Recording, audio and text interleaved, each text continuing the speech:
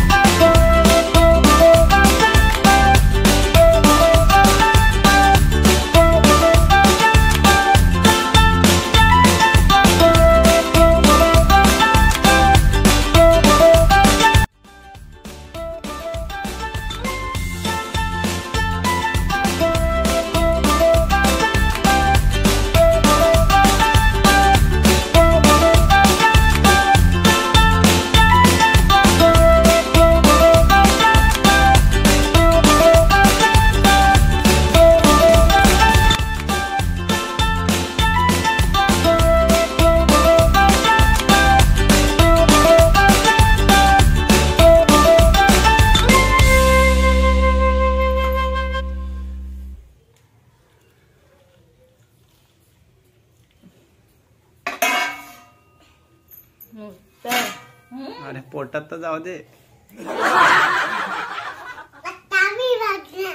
आता आरोहीला ते बघू. वा तो यार थँक्यू सो मच. खूप छान झालं. तुम्ही पण तिला बरं ती सांगते सगळं. असं बघायचं.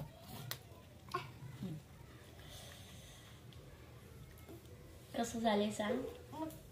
सांग त्यांना. कोणी बनवलंय.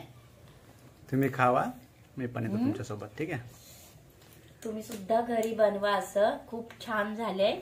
आणि कसं झालंय ते सांगा प्लीज.